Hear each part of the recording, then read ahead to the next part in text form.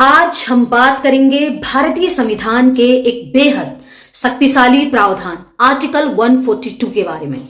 Article 142 Bharat के सर्वोच्च न्यायालय को यह अधिकार देता है कि वह किसी भी मामले में पूर्ण न्याय यानी कि कंप्लीट जस्टिस सुनिश्चित करने के लिए आवश्यक आदेश पारित कर सके। मतलब अगर किसी केस में कानून की तकनीकी सीमाएं न्याय में बाधा बन रही हो तो सुप्रीम कोर्ट विशेष आदेश देकर न्याय को पूरा कर सकता है।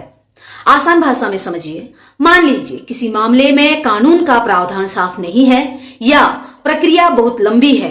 अगर कोर्ट सिर्फ नियमों तक सीमित रहे तो पीड़ित को न्याय मिलने में देरी हो सकती है। ऐसी स्थिति में आर्टिकल 142 सुप्रीम कोर्ट को यह शक्ति देता है कि वह न्याय के हित में विशेष निर्णय ले सके ताकि न्याय अधूरा न रह जाए। For example, union carbide corporation versus union of India Bhopal gas त्रासदी के मामले में सुप्रीम कोर्ट ने आर्टिकल 142 का उपयोग कर पीड़ितों को मुआवजा दिलाने का रास्ता साफ किया ताकि लंबी कानूनी प्रक्रिया में न्याय अटका न रहे।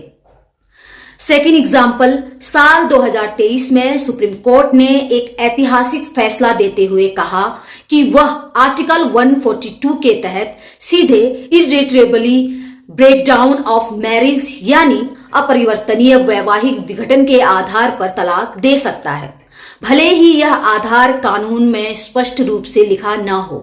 यह फैसला शिल्पा शिलेश वर्सेस वरुण श्रीनिवासन मामले में दिया गया।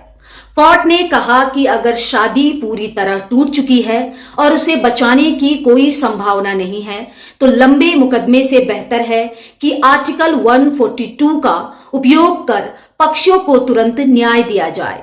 इससे यह साबित होता है कि आर्टिकल 142 आज भी सामाजिक न्याय और व्यावहारिक समाधान के लिए सक्रिय रूप से इस्तेमाल हो रहा है। क्यों है यह इतना खास? यह शक्ति केवल सुप्रीम कोर्ट को प्राप्त है। इसका उद्देश्य है न्याय में देरी न हो और न्याय अधूरा न रहे, लेकिन यह संसद के बनाए कानून से ऊपर नहीं है। इसका उपयोग संतुलन और सावधानी के साथ किया जाता है। आर्टिकल 142 भारतीय न्याय व्यवस्था का एक ऐसा विशेष औजार है जो यह सुनिश्चित करता है कि कानून के साथ साथ न्याय भी जीवित रहे।